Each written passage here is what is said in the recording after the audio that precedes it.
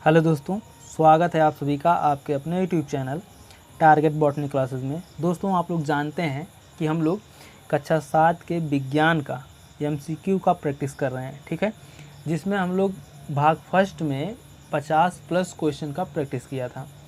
अब हम लोग भाग सेकंड में प्रैक्टिस करने जा रहे हैं, ठीक है। तो इससे पहले हम आपको बता दें, अगर आप लोग आपके अपने YouTube channel target botany classes पर नए हैं तो चैनल को सब्सक्राइब कर लीजिए और बेल आइकन को भी प्रेस कर दीजिए ताकि हमारे हर नए वीडियो का नोटिफिकेशन आप तक हमेशा पहुंचता रहे। और आपको बता दें कि सीटेट के प्रीवियस ईयर क्वेश्चन पेपर 2011 से लेकर 2024 तक, ठीक है, 2011 से लेकर 2024 तक के जितने भी सीटेट के एग्ज़ाम हुए हैं सभी का प्रीवियस ईयर क्वेश्चन पेपर उपलब्ध है, ठीक है। जा कर के जी भर के प्रीवियस ईयर क्वेश्चन का प्रैक्टिस कीजिए, ठीक है। और साथ ही साथ हम लोग साइंस का एनसीईआरटी के क्वेश्चन का प्रैक्टिस करेंगे, ठीक है। कक्षा 6 से लेकर के 10 तक 12 तक हो सकता है कर लें हम लोग क्वेश्चन का प्रैक्टिस, लेकिन सीटेट के लिए कक्षा 6 से लेकर 8 तक कंपलसरी है, ठीक है। तो सबसे पहले हम लोग कक्षा 6 से लेकर 8 तक के एनसीईआरटी के विज्ञान के क्वेश्चन का प्रैक्टिस करेंगे। उसके बाद फिर हम लोग सीटेट के क्वेश्चनों का प्रैक्टिस करेंगे भाई, अजर्सन और रीजनिंग वाले, जो अभिकथन कारण वाला नहीं क्वेश्चन आता है, अब वही सीटेट के एग्ज़ाम में भर भर के आ रहे हैं, अभिकथन और कारण वाला, वो भी हम लोग प्रैक्टिस करेंगे।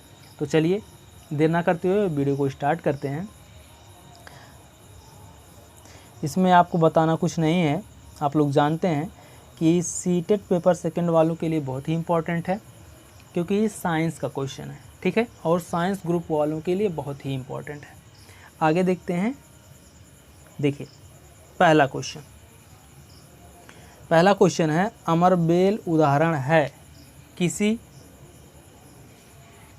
स्वापोषी का, परजीवी का, मृतजीवी का या फिर परपोषी का। बताइए भाई, इनमें से कौन सा ऑप्शन सही है। अमरबेल परजीवी का उदाहरण है, ठीक है। आगे देखते हैं। देखिए, कीटों को पकड़कर अपना आहार बनाने वाले पादप का नाम क्या है भाई। कीटों को पकड़कर अपना आहार बनाने वाले पादप का नाम क्या है।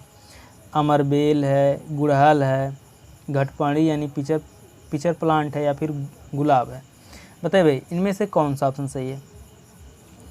ऑप्शन नंबर सी सही है, घटपर्णी या फिर पिचर प्लांट, ठीक है।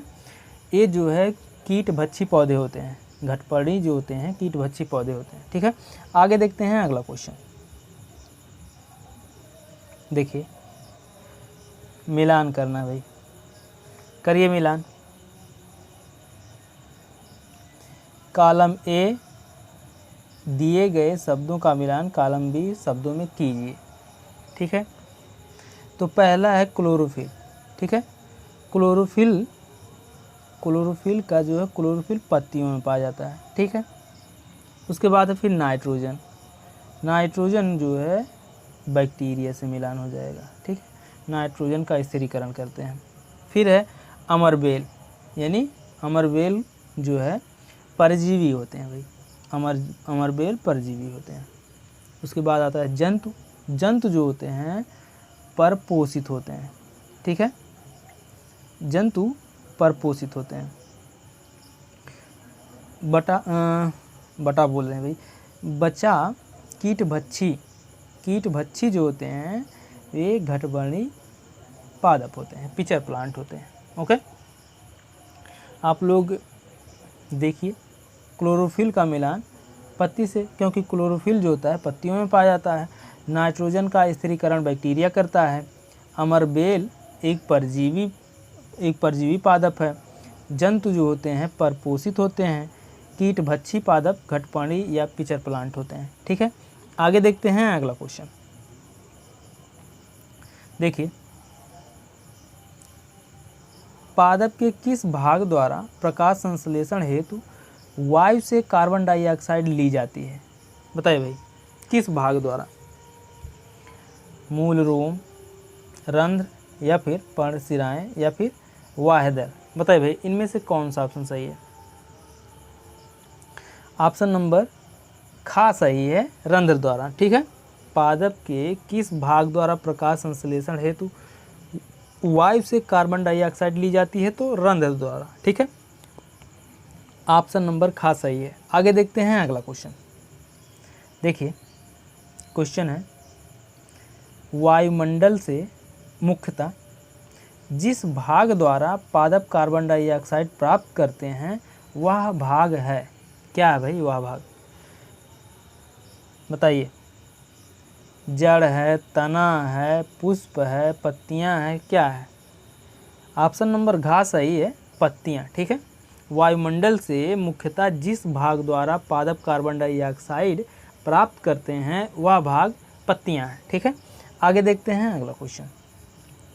देखिए भाई इसको देख लीजिए, अभी इसी से आपसे क्वेश्चन पूछे जाएंगे। ठीक है, तो यहाँ पर हम आपको एक बार रिवीजन करा दे रहे हैं, एक बार दिखला दे रहे हैं कि भाई किस आर्गन को क्या कहा जाता है, मतलब सभी आर्गन के नाम हैं, नाम को याद कर लीजिए। अभी इसी टाइप का क्वेश्चन आएगा, मतलब फिगर रहेगा, उसका नामकरण आपको करना होगा। ठीक है, तो देख लीजिए यहाँ पर देखिए मुख गुहिका है, फिर देखिए यहाँ पर लालारस है, ग्रसिका है, यकृत है, पित्ताशय है, आमाशय है, और देख लीजिए ध्यान रखिएगा अभी क्वेश्चन आने वाला है इस पर, अग्न्याशय है, क्षुद्रांत यानी छोटी आंत है, और ये बड़ी आंत है, ये मलाशय है, और ये गुदा है। ठीक है, चलिए देखते हैं क्वेश्चन, देखते हैं इनको भी देख लीजिए भाई। दंत पंक्ति हैं, कृंतक, कृंतक कितने होते हैं भाई? हम मनुष्य के शरीर में कृंतक दंत कितने होते हैं? 4 होते हैं। ठीक है, देखिए ये चारों कृंतक हैं। उसके बाद फिर रदनक, रदनक देखिए मनुष्य एक इस साइड है, एक इस साइड, रदनक 2 होते हैं। ठीक है, उसके बाद अग्रचर्वण, अग्रचर्वण कितने होते हैं भाई? 2 एक तरफ होते हैं, 2 एक तरफ, 4 होते हैं अग्रचर्वण। ठीक है, फिर है चर्वण, चर्वण जो होते हैं 3 एक तरफ होते हैं, 3 एक तरफ होते हैं, इसको याद रखिएगा। ठीक है, कृंतक 4 दांत होते हैं। कृंतक दांत जो कुतरने वाले होते हैं वो हमारे दांतों में 4 दांत होते हैं कृंतक के। फिर रदनक के जो होते हैं 2 दांत होते हैं। फिर अग्रचर्वण के 4 दांत होते हैं, और चर्वण के 6 दांत होते हैं। ठीक है, आगे देखते हैं क्वेश्चन। देखिए क्वेश्चन है, वसा का पूर्ण रूपेण पाचन जिस अंग में होता है वह है, क्या है भाई? वसा का पूर्ण रूप से पाचन कहाँ होता है? बताइए, आमाशय में होता है, मुख में होता है, क्षुद्रांत में होता है, या बृहदांत में होता है? क्षुद्रांत बोले तो छोटी आंत, और बृहदांत बोले तो बड़ी आंत। ठीक है, तो बताइए भाई इनमें से कौन सा ऑप्शन सही है? ऑप्शन नंबर 3 सही है, क्षुद्रांत। ठीक है, वसा का पूर्ण रूप से पाचन जिस अंग में होता है वह छोटी आंत होती है। ठीक है, आगे देखते हैं अगला क्वेश्चन। देखिए, जल का अवशोषण मुख्यतः जिस अंग द्वारा होता है वह है, क्या है भाई? आमाशय है, ग्रसिका है, क्षुद्रांत है, या फिर बृहदांत है? बताइए इनमें से कौन सा ऑप्शन सही है?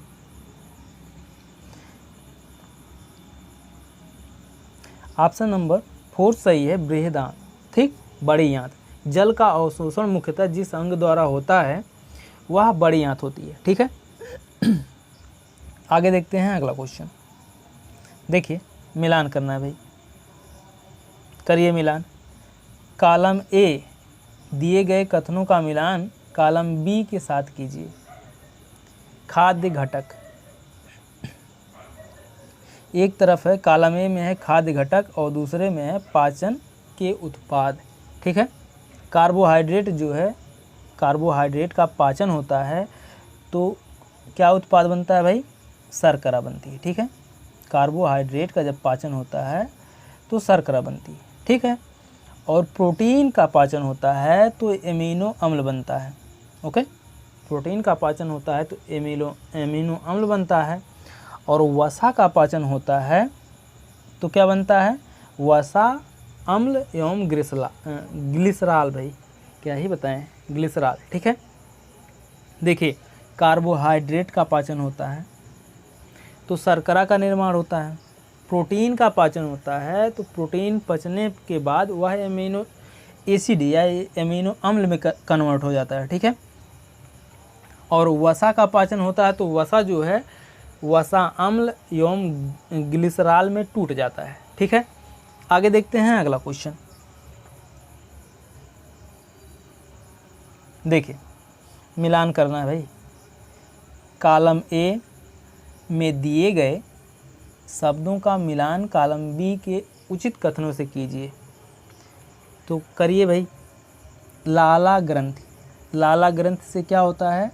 लाला रस का श्रावण होता है। ठीक है, लाला ग्रंथ से लाला रस का श्रावण है। ठीक है, का तीसरे से मिलान। फिर अमाशय, अमाशय से क्या होता है भाई? अम्ल का निर्मोचन। ठीक है, अमाशय से अम्ल का निर्मोचन। फिर यकृत से पित्त रस का श्रावण। ठीक है, यकृत से पित्त रस का श्रावण। ठीक है, उसके बाद मलाशय से क्या होता है भाई? बिना पचे भोजन का भंडारण। ठीक है, मलाशय में बिना पचे भोजन का भंडारण होता है। उसके बाद आता है छोटी आंत। छोटी आंत जो है पाचन का पूरा होना, छोटी आंत पाचन का पूरा होना। और बड़ी आंत जल का अवशोषण करना। ठीक है, जल का अवशोषण करना। ओके,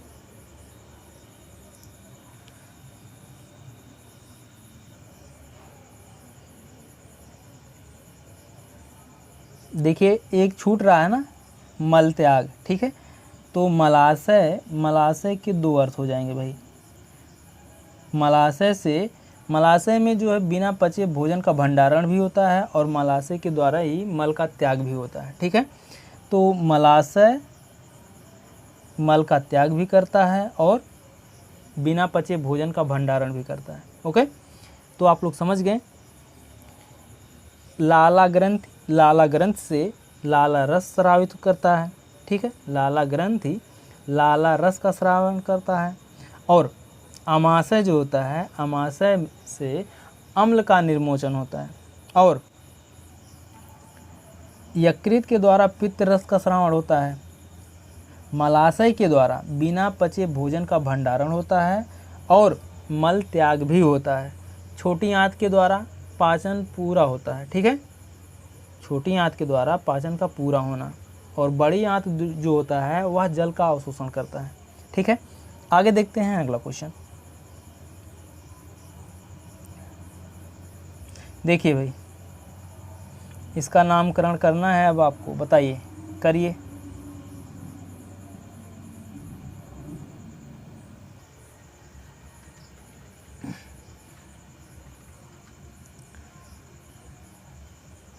देखिए भाई, जितने लोग नामकरण नहीं कर पाए वो लोग देख लें।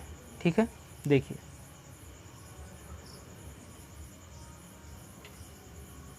ओके, अब आगे चलते हैं अगला क्वेश्चन।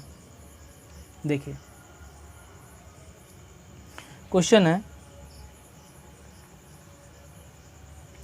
रेशम कीट कैटरपिलर लार्वा है। सही विकल्प चुनिए। चुनिए भाई, सही विकल्प क्या है? सच है भाई, रेशम कीट जो है कैटरपिलर लार्वा है।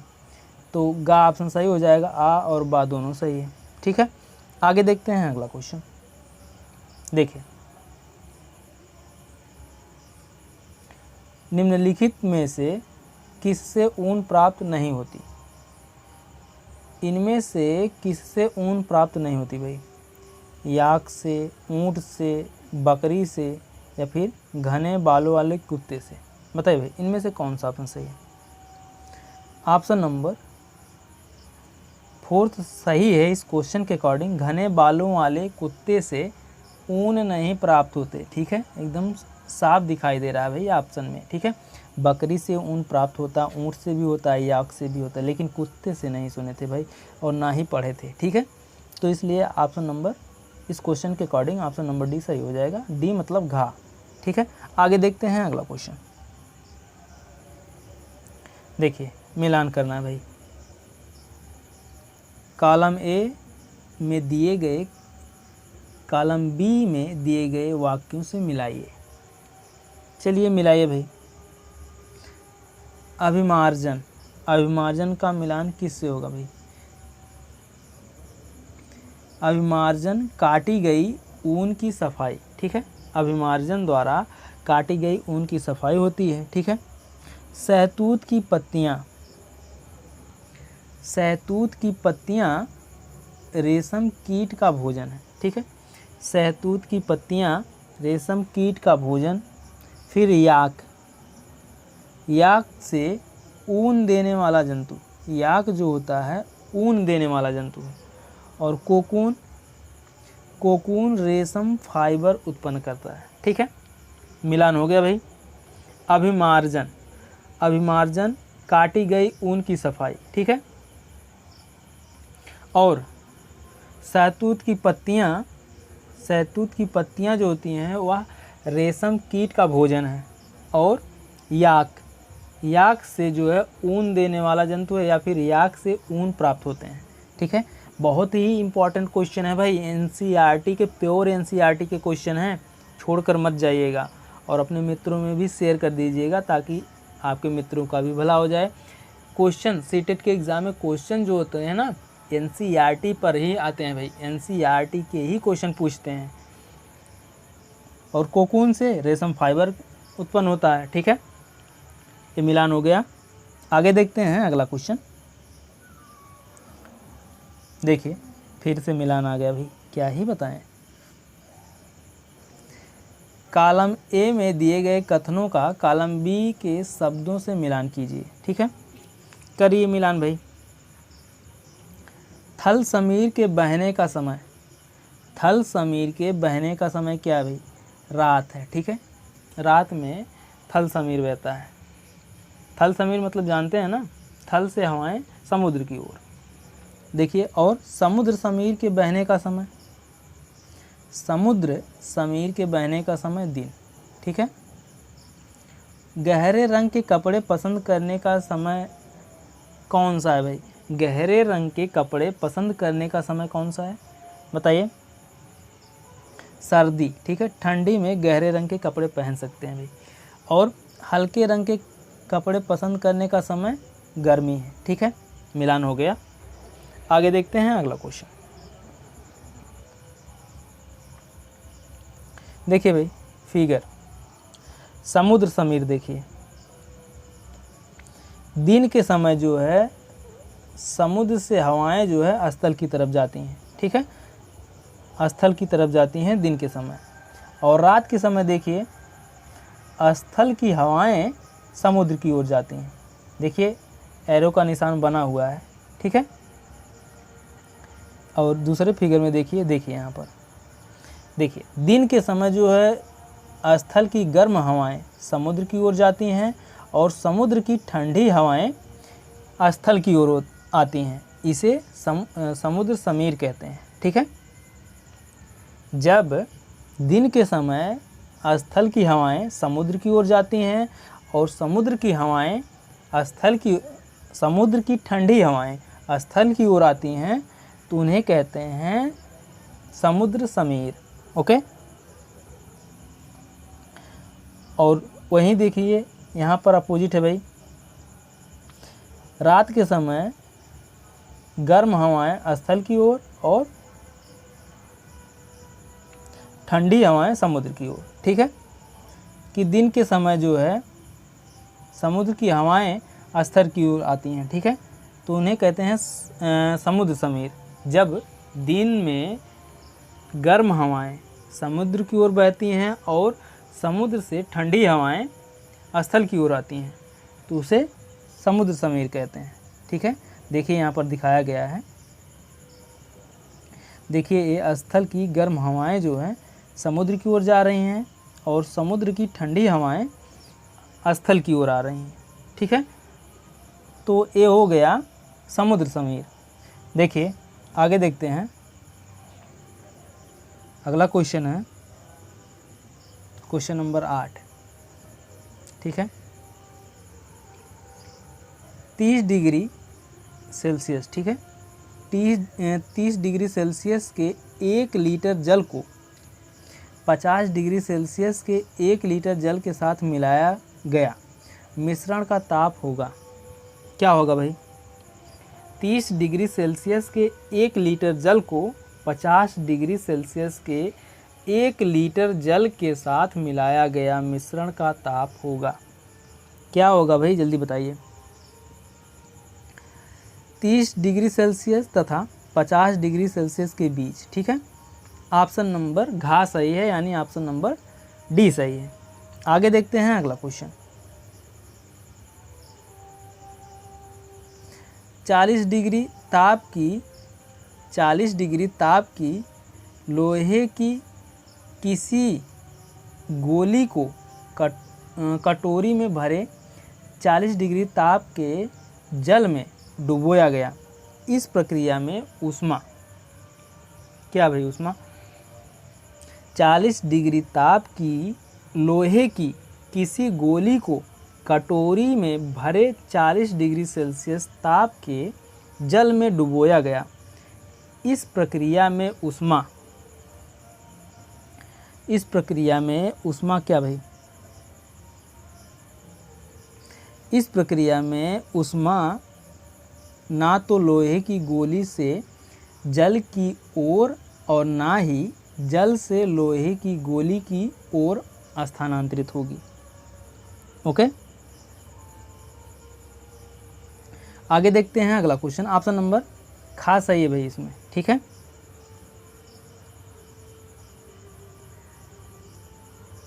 आगे देखते हैं अगला क्वेश्चन। देखिए क्वेश्चन है, लकड़ी की एक चम्मच को आइसक्रीम के प्याले में डुबोया गया।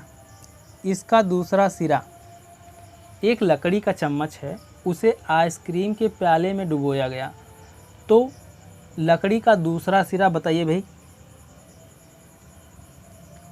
चालन के कारण ठंडा हो जाएगा, संवहन के कारण ठंडा हो जाएगा, विकिरण के कारण ठंडा हो जाएगा, या फिर ठंडा नहीं होगा। बताइए इनमें से कौन सा ऑप्शन सही है, जल्दी बताइए। क्वेश्चन नंबर 10 भाई, ऑप्शन नंबर घ सही है इसमें, ठंडा नहीं होगा। ठीक है, लकड़ी की एक चम्मच को आइसक्रीम के प्याले में डुबोया गया, इसका दूसरा सिरा ठंडा नहीं होगा। ओके, आगे देखते हैं अगला क्वेश्चन। देखिए अगला क्वेश्चन है स्टेनलेस। ठीक है, स्टेनलेस इस्पात की कढ़ाई में प्रायः कॉपर यानी तांबे की तरी लगाई जाती है। इसका कारण हो सकता है, क्या हो सकता है भाई? स्टेनलेस इस्पात की कढ़ाई में प्रायः कॉपर तांबे की तली लगाई जाती है। इसका कारण हो सकता है, क्या होगा भाई बताइए। स्टेनलेस इस्पात की अपेक्षा तांबा ऊष्मा का अच्छा चालक है। ठीक है, स्टेनलेस इस्पात की अपेक्षा ऊष्मा का अच्छा चालक है। कौन? तांबा। ऑप्शन नंबर घ सही है भाई। आगे देखते हैं अगला क्वेश्चन। देखिए क्वेश्चन पढ़ते हैं भाई। हम रसोई में जिस गैस का उपयोग करते हैं वह द्रवित पेट्रोलियम गैस एलपीजी या एलपीजी कहलाती है। ठीक है, सिलेंडर में एलपीजी द्रव के रूप में होती है। सिलेंडर से बाहर आते ही यह गैस में परिवर्तित हो जाती है। ठीक है, परिवर्तन ए, फिर यही गैस जलती है। परिवर्तन बी, निम्नलिखित कथन इन परिवर्तनों से संबंधित है, सही कथन का चयन कीजिए।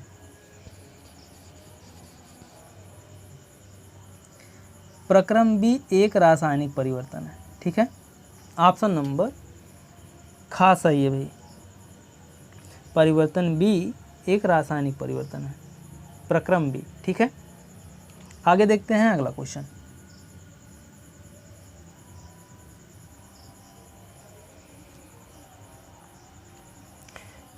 देखिए,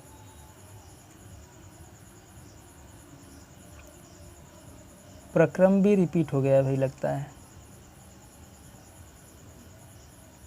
नहीं, रिपीट नहीं हुआ, दूसरा क्वेश्चन है। ठीक है, चलिए देखते हैं। देखिए, अवायवीय, ठीक है, अवायवीय जीवाणु जैविक अपशिष्ट पदार्थों को अपघटित कर जैव गैस यानी बायोगैस बनाते हैं, परिवर्तन ए। ठीक है, फिर जैव गैस ईंधन के रूप में जलाई जाती है, परिवर्तन बी है। निम्नलिखित कथन, इन परिवर्तनों से संबंधित सही कथन चुनिए। सही कथन चुनना है भाई, चुनिए। प्रक्रम ए और प्रक्रम बी दोनों ही रासायनिक परिवर्तन है। ठीक है, ऑप्शन नंबर गा सही है, यानी ऑप्शन नंबर सी सही है। ठीक है, आगे देखते हैं अगला क्वेश्चन। देखिए, क्वेश्चन है, मांसाहारी जंतु, कोई मांसाहारी जंतु जिनके शरीर पर धारियां होती हैं, अपने शिकार को पकड़ते समय बहुत तेजी से भागता है। इसके पाए जाने की संभावना है किसी उष्णकटिबंधीय वर्षावन में। ठीक है, ऑप्शन नंबर घ सही है भाई। कोई मांसाहारी जंतु जिसके शरीर पर धारियां होती हैं, अपने शिकार को पकड़ते समय बहुत तेजी से भागता है। इसके पाए जाने की संभावना है किसी उष्णकटिबंधीय वर्षावन में। ठीक है, आगे देखते हैं अगला क्वेश्चन। देखिए, ध्रुवीय भालू, ठीक है, ध्रुवीय भालू को अत्यधिक ठंडी जलवायु में रहने के लिए कौन सी विशेषताएं अनुकूलित हैं? बताइए भाई, कौन सी विशेषताएं अनुकूलित हैं? श्वेत बाल, फर, त्वचा के नीचे वसा, शीघ्र सूंघने की क्षमता, शीघ्र बोल रहे हैं भाई, तीव्र सूंघने की क्षमता। ठीक है, या फिर पतली त्वचा, बड़े नेत्र, श्वेत फर बाल, या फिर लंबी पूंछ, मजबूत नखर, सफ़ेद बड़े पंजे, या फिर श्वेत यानी सफ़ेद शरीर, तैरने के लिए पंजे, श्वसन के लिए क्लोम गिल। बताइए भाई, इनमें से कौन सा ऑप्शन सही है? ऑप्शन नंबर फर्स्ट ही सही भाई, श्वेत बाल यानी फर, त्वचा के नीचे वसा, तीव्र सूंघने की क्षमता। ठीक है, आगे देखते हैं अगला क्वेश्चन।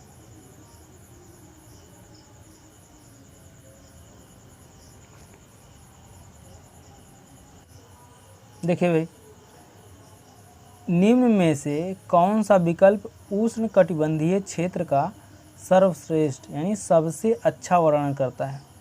बताइए। गर्म और आर्द्र, या फिर मध्यम तापमान, अत्यधिक वर्षा, सर्द और आर्द्र, या फिर गर्म और शुष्क। बताइए, इनमें से कौन सा ऑप्शन सही है? ऑप्शन नंबर का सही है, गर्म और आर्द्र। ठीक है, आगे देखते हैं अगला क्वेश्चन।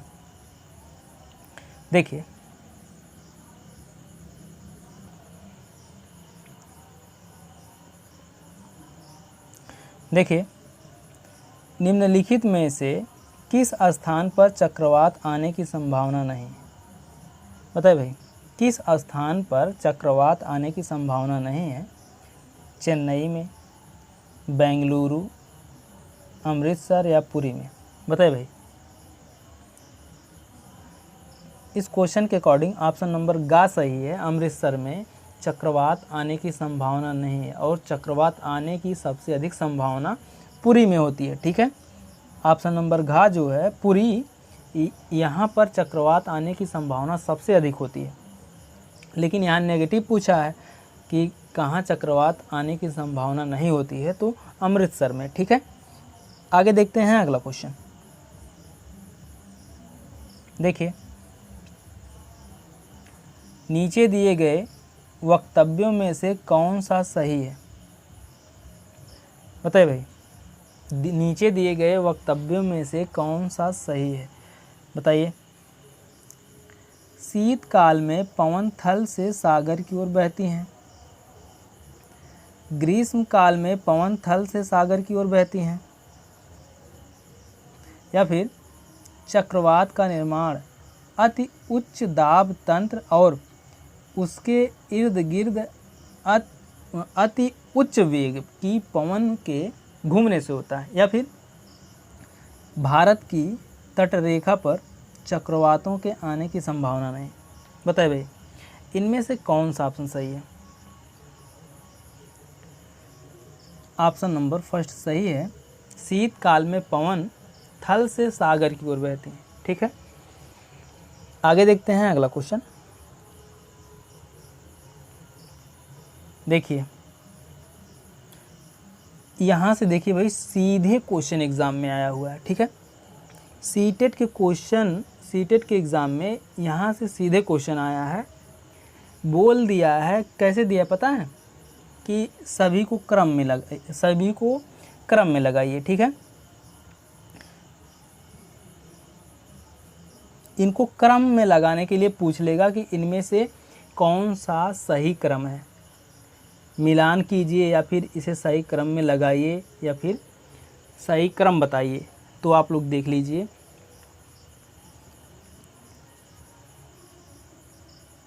अगर एक गिलास में हम लोग थोड़ा सा मिट्टी लेते हैं, उसको घोलते हैं, उसके बाद मिट्टी में कई परत बनती हैं। ठीक है, मतलब गिलास के जल में कई परत बनती है। उन्हें किन किन नामों से जाना जाता है, उन्हें देख लीजिए भाई। बहुत ही इम्पोर्टेंट है, यहाँ से क्वेश्चन पूछा है एक बार कि इनमें से मिट्टी का सही क्रम बताइए। ठीक है, बहुत ही इम्पोर्टेंट। देखिए, सबसे पहले तो जो मिट्टी जो नीचे तली में बैठ गई है उसे कहते हैं बजरी मिट्टी। ठीक है, बजरी। और जो तली से कुछ ऊपर है उसे बालुई। ठीक है, और उसका तीसरा लेवल देखिए, तीसरा लेवल है मृत्तिका, चौथा लेवल है जल, और जल के ऊपर होता है ह्यूमस। ठीक है, यह क्रम आप लोग याद रखिएगा, क्योंकि एग्ज़ाम में एक या दो बार एक क्वेश्चन पूछा गया है। ठीक है, अभी हाल ही के एग्ज़ाम में पूछा गया भाई, 2022 या 23 के एग्ज़ाम में, याद नहीं आ रहा है, पूछा गया है। ठीक है, तो एक क्वेश्चन बहुत ही इम्पोर्टेंट है, इनको नोट डाउन कर लीजिएगा। क्रम में लगाने के लिए पूछ लेगा भाई। सबसे पहले बजरी, गिलास के तली में जो मिट्टी बैठी हुई है बजरी है, फिर बालुई है, फिर मृत्तिका है, फिर जल है, फिर ह्यूमस है। ठीक है, आगे देखते हैं अगला क्वेश्चन। देखिए, शैल कणों के अतिरिक्त मृदा में होते हैं, क्या होते हैं भाई? शैल कणों के अतिरिक्त मृदा में जल, वायु और पादप, या फिर वायु और जल, जल और पादप, खनिज, जैव पदार्थ, वायु और जल। बताइए भाई, इनमें से कौन सा ऑप्शन सही है? ऑप्शन नंबर घ सही है, जल, वायु और पादप। ठीक है, शैल कणों के अतिरिक्त मिट्टी में जल भी होता है, वायु भी होते हैं और पादप भी होते हैं। ठीक है, घा ऑप्शन सही है भाई। घा नहीं, सॉरी, घा बोल रहे हैं, घा नहीं है भाई, गा। ठीक है, गा ऑप्शन, खनिज, जैव पदार्थ, वायु और जल। ठीक है, शैल कणों के अतिरिक्त मृदा में होते हैं खनिज, जैव पदार्थ, वायु और जल। ठीक है भाई, गलती से लग गया, एक गा ऑप्शन सही है। ओके, आगे देखते हैं अगला क्वेश्चन। देखिए, जल धारण क्षमता सबसे अधिक होती है किस मिट्टी में भाई? बताइए, जल धारण क्षमता सबसे अधिक किस मिट्टी में होती है? बालुई मिट्टी में, या फिर मृणमय मिट्टी में, या फिर दुमटी मिट्टी में, या फिर बालू और दुमट के मिश्रण में? बताइए, इनमें से कौन सा ऑप्शन सही है? ऑप्शन नंबर खा सही है, मृणमय मृदा में। ठीक है, आगे देखते हैं अगला क्वेश्चन।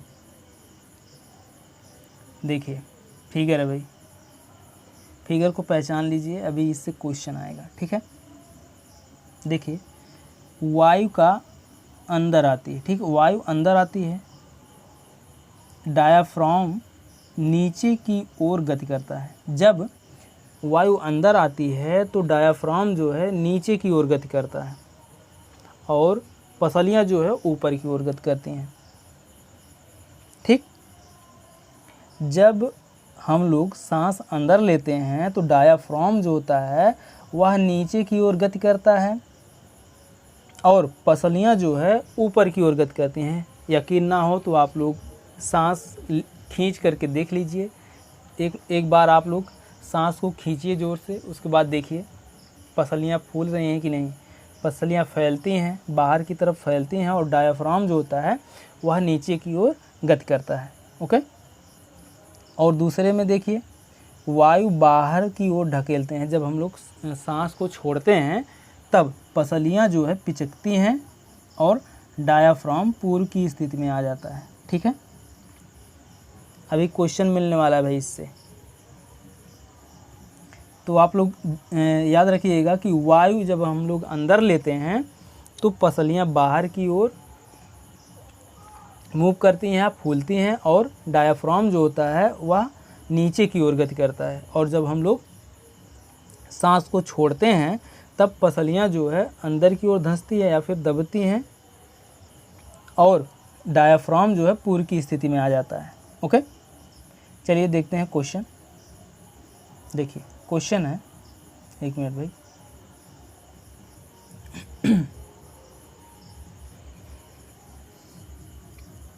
देखिए क्वेश्चन है, तिलचट्टे के शरीर में वायु प्रवेश करती है उनके फेफड़ों द्वारा, क्लोमों द्वारा, श्वास रंध्रों द्वारा या फिर त्वचा द्वारा। बताइए भाई इनमें से कौन सा ऑप्शन सही है। तिलचट्टे के शरीर में वायु प्रवेश करती है,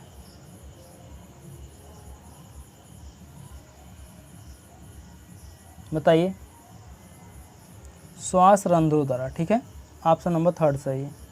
आगे देखते हैं अगला क्वेश्चन। देखिए, अधिक व्यायाम करते समय हमारी टांगों में जिस पदार्थ के संचयन के कारण ऐंठन होती है वह है कार्बन डाइऑक्साइड, लैक्टिक अम्ल, अल्कोहल या फिर जल। बताइए भाई, यह क्वेश्चन बहुत इंपॉर्टेंट है भाई, बार बार एग्ज़ाम में पूछा गया है और इसको आप लोग गांठ बांध लीजिएगा। ठीक है, गांठ बांध कर रख लीजिएगा अपने माइंड में, एक बहुत ही इम्पॉर्टेंट क्वेश्चन है। तो इसका ऑप्शन नंबर 2 सही है, लैक्टिक अम्ल। ठीक है, अत्यधिक व्यायाम करते समय हमारी टांगों में जिस पदार्थ के संचयन के कारण ऐंठन होती है वह लैक्टिक अम्ल होता है। ओके, आगे देखते हैं अगला क्वेश्चन। देखिए, किसी सामान्य वयस्क व्यक्ति की विश्राम अवस्था में औसतन श्वसन दर होती है, क्या होती है भाई। 9 से 12 प्रति मिनट या फिर 15 से 18 प्रति मिनट या फिर 21 से 24 प्रति मिनट या फिर 30 से 33 प्रति मिनट। बताइए भाई इनमें से कौन सा ऑप्शन सही है। ऑप्शन नंबर 2 सही है, 15 से 18 प्रति मिनट। ठीक है, आगे देखते हैं अगला क्वेश्चन। देखिए क्वेश्चन है,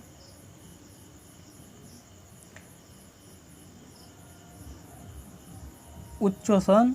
ठीक है, उच्च वसन के समय पसलियाँ, मतलब उच्च वसन मतलब सांस छोड़ने के दौरान या सांस छोड़ने के बाद पसलियाँ क्या होती हैं भाई, बाहर की ओर गति करती हैं, नीचे की ओर गति करती हैं, ऊपर की ओर गति करती हैं, बिल्कुल गति नहीं करती। बताइए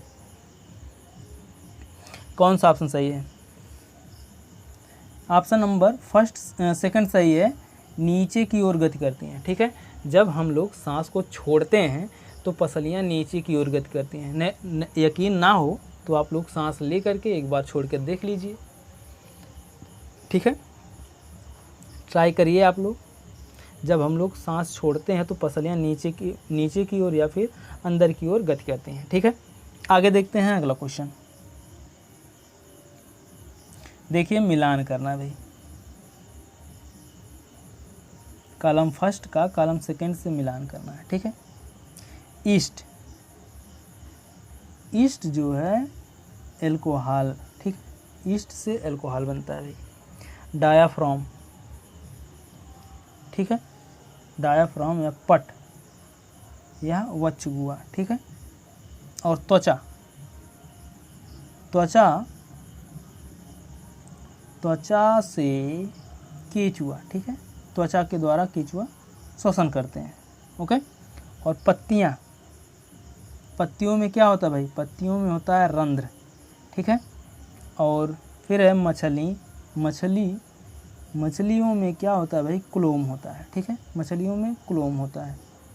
और मेढक, मेढक में, मेढक जो होता है फेफड़े और त्वचा दोनों के द्वारा श्वसन करता है, ठीक है। आपका मिलान हो गया भाई। आगे देखते हैं अगला क्वेश्चन।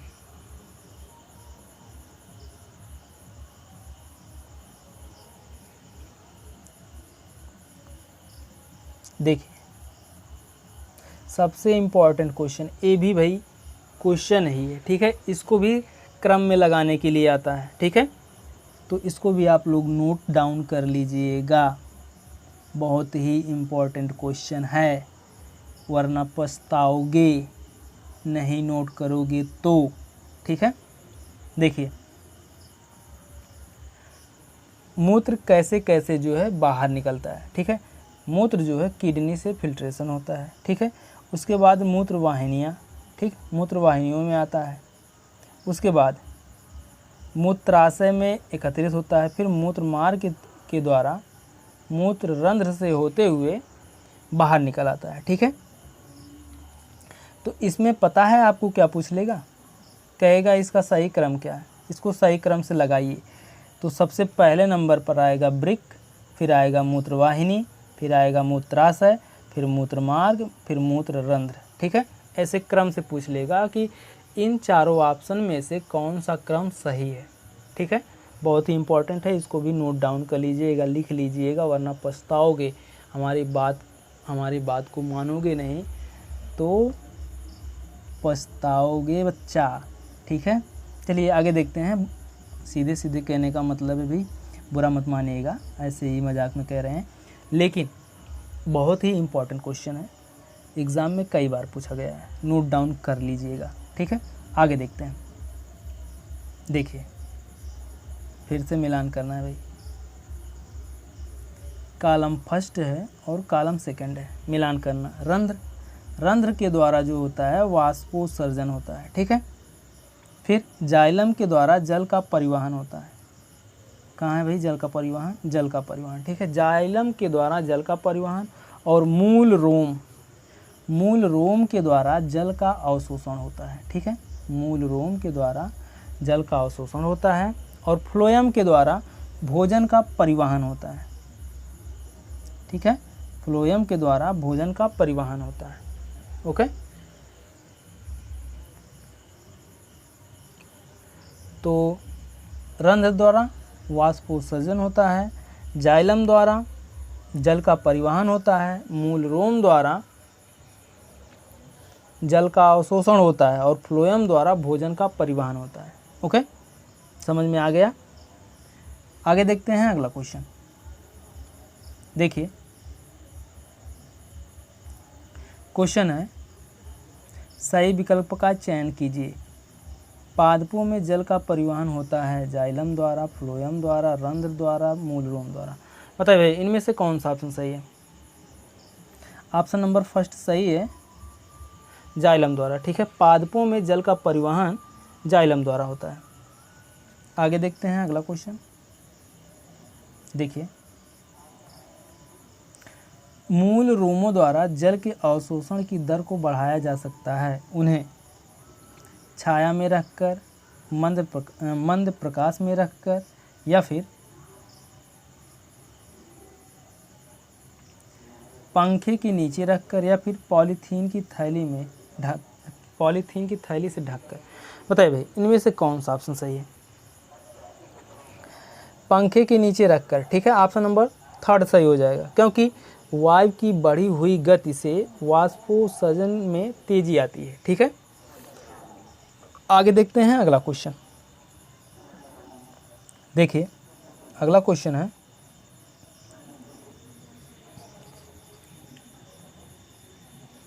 देखिए भाई मिलान करना है। कॉलम ए का कॉलम बी से मिलान कीजिए। जितने भी क्वेश्चन है बहुत ही इंपॉर्टेंट है, सब एग्ज़ाम में पूछे हुए क्वेश्चन है भाई, सब के सब, और प्योर एनसीईआरटी है, एक नंबर कहीं नहीं जाने वाला है भाई। यहीं से क्वेश्चन आते ही हैं। जितने भी क्वेश्चन हम आपको प्रैक्टिस कराए हैं सब जो है आ चुके हैं पेपर में, ठीक है। तो मिलान करिए। मुकुलन, कली या मुकुलन जो है किस में होता है भाई? ईस्ट में होता है मुकुलन, ठीक है। आँख, आँख किस में पाया जाता है भाई? आलू में आँख पाया जाता है, ठीक है। खंडन किस में होता है भाई? खंडन होता है स्पाइरोगाइरा में, ठीक है। पंख, पंख किस में होता है भाई? मैपिल में, ठीक है, मैपिल में। और बीजाणु, बीजाणु बताइए भाई, बीजाणु डबल रोटी की फफूंद, ठीक है। मिलान हो गया। आगे देखते हैं अगला क्वेश्चन। तो कली या मुकुलन का मिलान ईस्ट से, आँख का मिलान आलू से, खंडन का मिलान स्पाइरोगाइरा से, पंख का मिलान मैपिल से, और बीजाणु का मिलान डबल रोटी की फफूंद से, ठीक है। आगे देखते हैं अगला क्वेश्चन। देखिए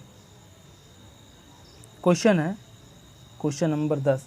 नंबरिंग तो मत देखिए भाई, ठीक है, सिर्फ देखिए क्वेश्चन। पादप का जनन भाग होता है, उसका क्या होता है भाई? पादप का जनन भाग क्या होता है?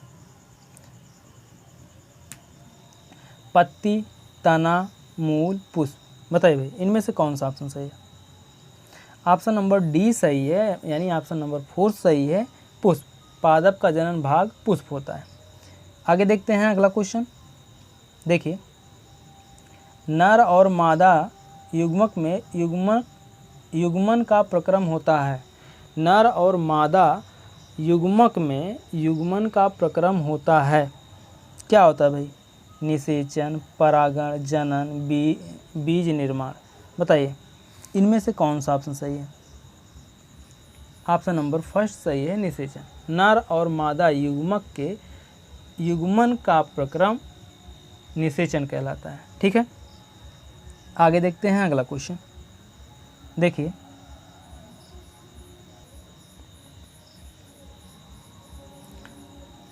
देखिए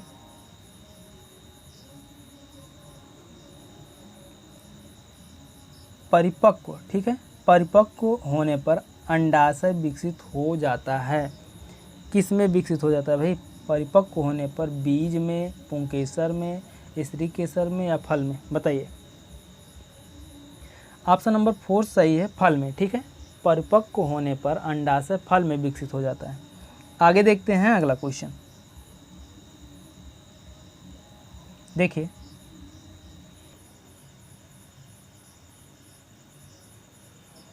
देखिए बीजाणु उत्पन्न करने वाला एक पादप जीव है, कौन है भाई? बीजाणु उत्पन्न करने वाला एक पादप जीव कौन है?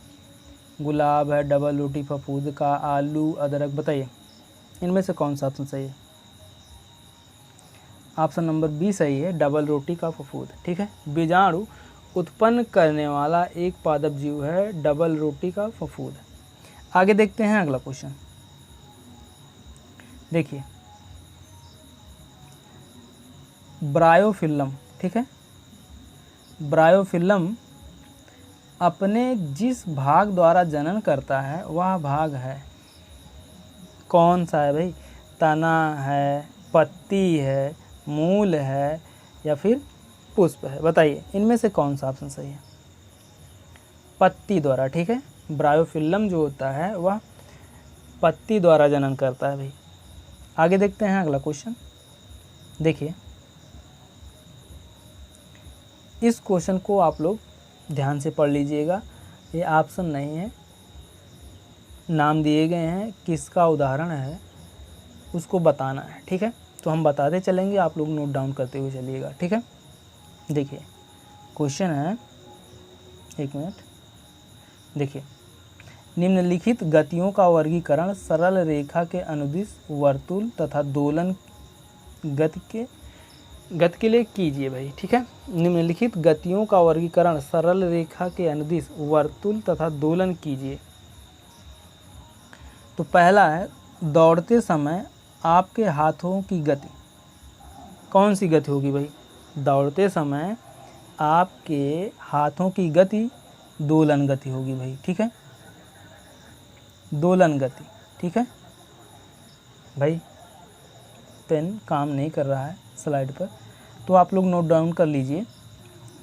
दौड़ते समय आपके हाथों की गति कैसी होती है? दोलन गति होती है। ठीक है, फिर है, सीधी सड़क पर गाड़ी की बोल रहे हैं भाई, गाड़ी को खींचते घोड़े की गति क्या होती है?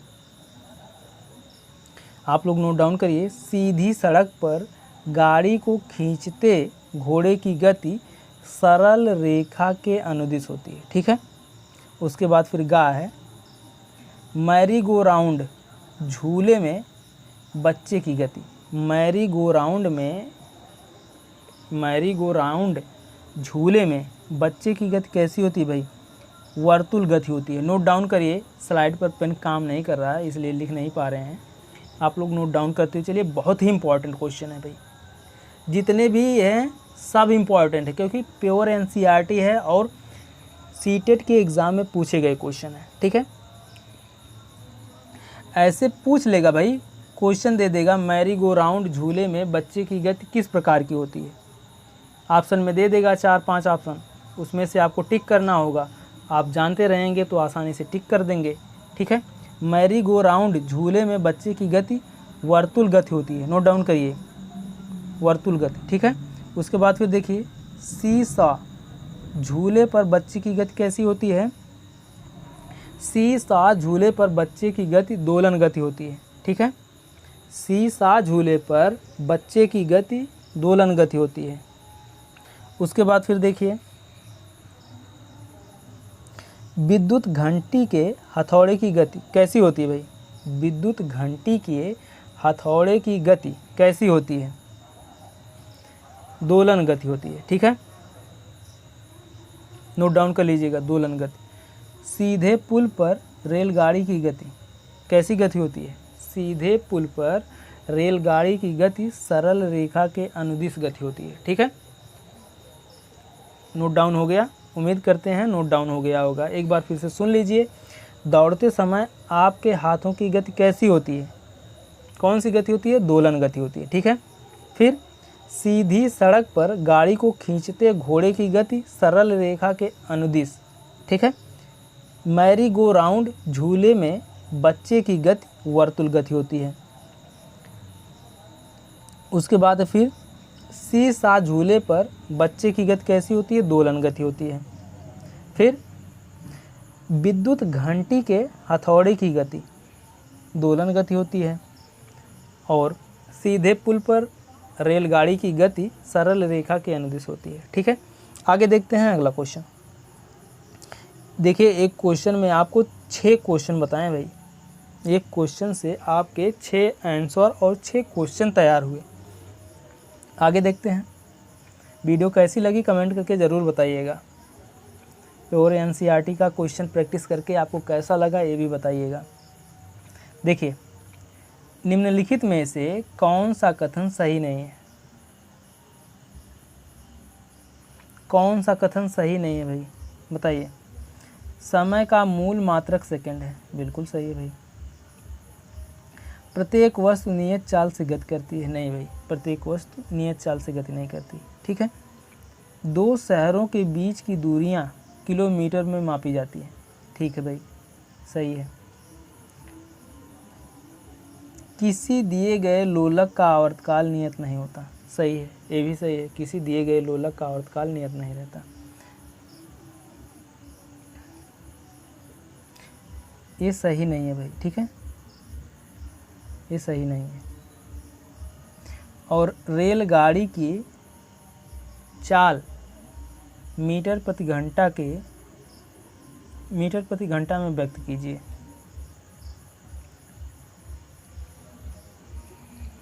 ये भी सही नहीं भाई, ठीक है। देखिए इनमें से कौन सा सही नहीं है उसको बता दे रहे हैं हम आपको।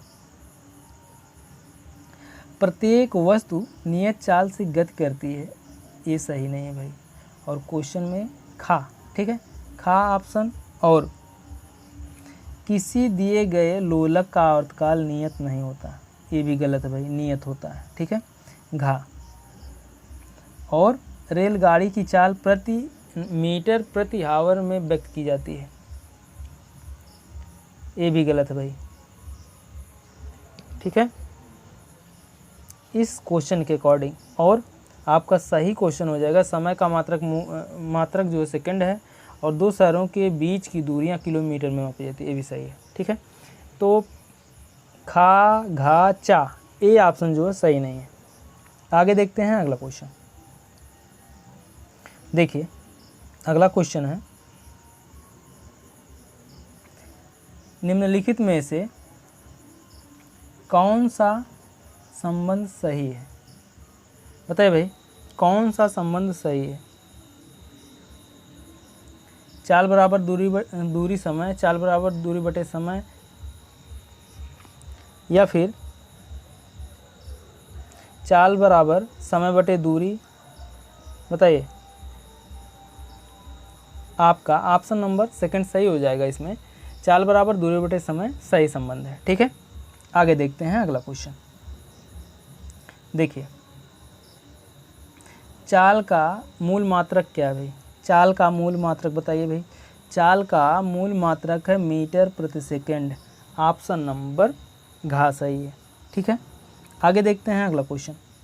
कोई कार 40 किलोमीटर प्रति घंटा की चाल से 15 मिनट चलती है, इसके पश्चात वह 60 किलोमीटर प्रति घंटा की चाल से 15 मिनट तक चलती है। कार द्वारा तय की गई कुल दूरी होगी, क्या होगी भाई? कार द्वारा तय की गई कुल दूरी कितनी होगी? 25 किलोमीटर, ऑप्शन नंबर खा सही है, ठीक है। आगे देखते हैं अगला क्वेश्चन।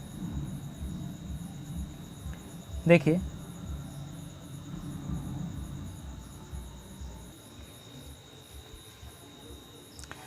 भाई क्वेश्चन है, निम्नलिखित दूरी, ठीक है, निम्नलिखित दूरी ग्राफ में से उस ट्रक की गति को दर्शाता है जिसमें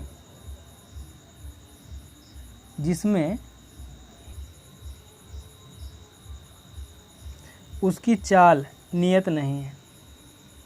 बताइए भाई इनमें से कौन सा ऑप्शन सही है? जल्दी बताइए।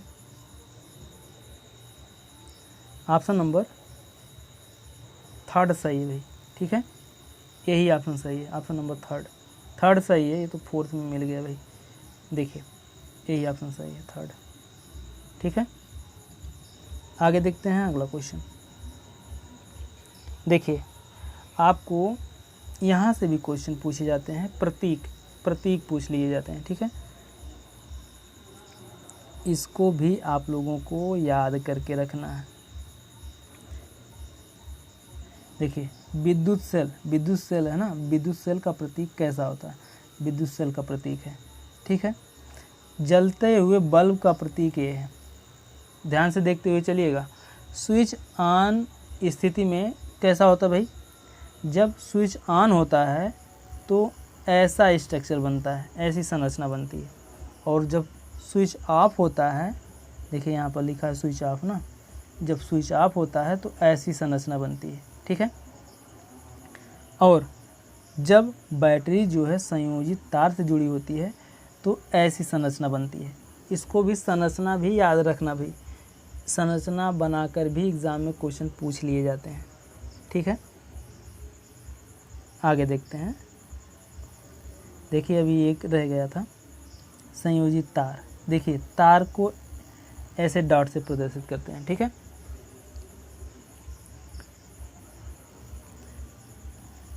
भारी भरकम क्वेश्चन है भाई, कॉलम ए में दिए गए शब्दों का मिलान कॉलम बी के एक अथवा अधिक कथनों से कीजिए।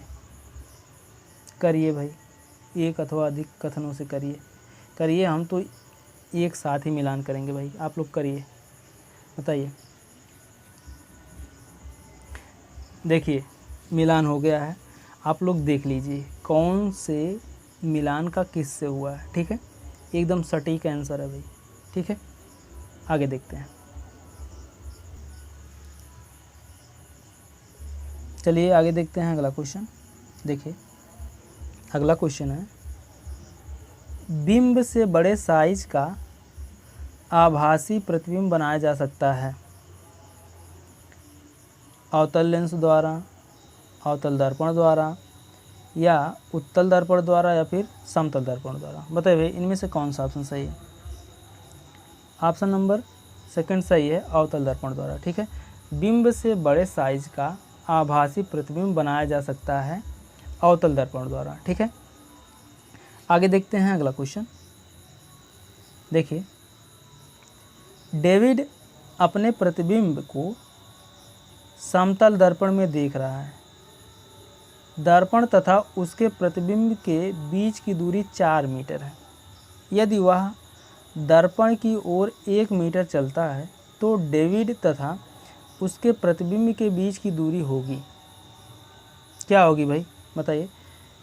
3 मीटर, 5 मीटर, 6 मीटर, 8 मीटर। बताइए इनमें से कौन सा ऑप्शन सही है, जल्दी बताइए। ऑप्शन नंबर थर्ड सही है, 6 मीटर। ठीक है, आगे देखते हैं अगला क्वेश्चन। देखिए एक कार का पश्च दृश्य दर्पण समतल है। ठीक है, एक कार का पश्च दृश्य दर्पण समतल है। ड्राइवर अपनी कार को 2 मीटर प्रति सेकंड की चाल से बैक करते समय पश्च दृश्य दर्पण में अपनी कार के पीछे खड़े पार्क किए हुए किसी ट्रक का प्रतिबिंब देखता है। ड्राइवर को ट्रक का प्रतिबिंब जिस चाल से अपनी ओर आता प्रतीत होगा वह है, क्या है भाई। 1 मीटर प्रति सेकंड, 2 मीटर प्रति सेकंड, 4 मीटर प्रति सेकंड, या फिर 8 मीटर प्रति सेकंड। बताइए भाई कौन सा ऑप्शन सही है। 4 मीटर प्रति सेकंड। ठीक है, ऑप्शन नंबर थर्ड सही है। आगे देखते हैं अगला क्वेश्चन।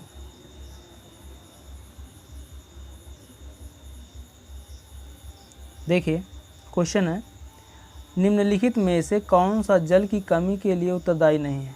बताइए निम्नलिखित में से कौन सा कारक जल की कमी के लिए उत्तरदायी नहीं है। बताइए भाई। औद्योगिकरण में वृद्धि, बढ़ती जनसंख्या, अत्यधिक वर्षा, जल संसाधन का कुप्रबंधन। बताइए इनमें से कौन सा ऑप्शन सही है। ऑप्शन नंबर गा सही है, अत्यधिक वर्षा। ठीक है, आगे देखिए सही विकल्प का चयन कीजिए। सही विकल्प का चयन करना है भाई। विश्व की सभी झीलों और नदियों में जल की कुल मात्रा नियत स्थिर रहती है। ठीक है, भूमिगत जल की कुल मात्रा नियत रहती है। विश्व में समुद्र और महासागरों में जल की कुल मात्रा नियत है, या फिर विश्व में जल की कुल मात्रा नियत है। बताइए इनमें से कौन सा विकल्प सही है भाई, जल्दी बताइए।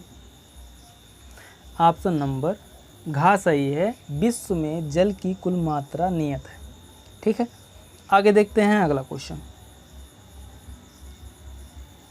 देखिए क्वेश्चन है, निम्नलिखित में से कौन सा वन उत्पाद नहीं है। इनमें से कौन सा वन उत्पाद नहीं है भाई। गोंद, प्लाईवुड, सील करने की लाख, केरोसिन। बताइए इनमें से कौन सा ऑप्शन सही है। केरोसिन। ठीक है, केरोसिन जो होता है इसे मिट्टी का तेल भी कहते हैं भाई। ठीक है, ऑप्शन नंबर 4 सही है इस क्वेश्चन के अकॉर्डिंग। आगे देखते हैं अगला क्वेश्चन। देखिए निम्नलिखित में से कौन सा वक्तव्य सही नहीं है, मतलब इनमें से कौन सा कथन सही नहीं है। वन मृदा को अपरदन से बचाते हैं भाई। वन में पादप और जंतु एक दूसरे पर निर्भर नहीं होते हैं, गलत है भाई। वन में पादप और जंतु एक दूसरे पर निर्भर होते हैं, ठीक है। तो नेगेटिव ही पूछा है तो नेगेटिव का आंसर नेगेटिव ही हो जाएगा, ऑप्शन नंबर सेकंड सही है भाई, ठीक है। आगे देखते हैं अगला क्वेश्चन। देखिए अगला क्वेश्चन, सूक्ष्म जीवों द्वारा मृत पादपों पर क्रिया करने से बनने वाला एक उत्पाद का नाम है, क्या भाई? बालू है, मशरूम है, ह्यूमस है, कास्ट है, बताइए इनमें से कौन सा ऑप्शन सही है? सूक्ष्म जीवों द्वारा मृत पादपों पर क्रिया करने से बनने वाले एक उत्पाद का नाम है, क्या है? ह्यूमस, ठीक है, ऑप्शन नंबर थर्ड सही है। आगे देखते हैं अगला क्वेश्चन। देखिए क्वेश्चन है, ओजोन के बारे में निम्नलिखित वक्तव्यों को ध्यानपूर्वक पढ़िए। पढ़िए भाई ओजोन के बारे में। यह सजीव जीवों में श्वसन के लिए अनिवार्य है, नहीं भाई अनिवार्य नहीं है, ठीक है। इसका उपयोग जल को रोगाणु रहित करने के लिए किया जाता है। यह परावैज्ञानिक किरणों को अवशोषित कर लेती है, या फिर वायु में इसका अनुपात लगभग 3% है। बताइए इनमें से कौन सा वक्तव्य सही है, कौन सा कथन सही है? इसका उपयोग जल को रोगाणु रहित बनाने के लिए किया जाता है, ठीक है भाई। और यह परावैज्ञानिक गुणों को अवशोषित कर लेती है, ऑप्शन नंबर सेकंड सही हो जाएगा इसमें। खा और गा सही है, ओके। तो दोस्तों ये तो था कक्षा 7 के विज्ञान का क्वेश्चन का प्रैक्टिस सेट सेकंड, ठीक है। वीडियो कैसी लगी कमेंट करके ज़रूर बताइएगा और अपने मित्रों में ज़्यादा से ज़्यादा शेयर करिएगा। और सीटेट का जितना भी प्रीवियस ईयर क्वेश्चन का प्रैक्टिस करना चाहते हैं आपके अपने YouTube channel target botany classes पर उपलब्ध हैं, जा कर के जी भर के प्रैक्टिस कीजिए, ओके। तो मिलते हैं नेक्स्ट वीडियो में, तब तक के लिए जय हिंद, जय भारत, वंदे मातरम।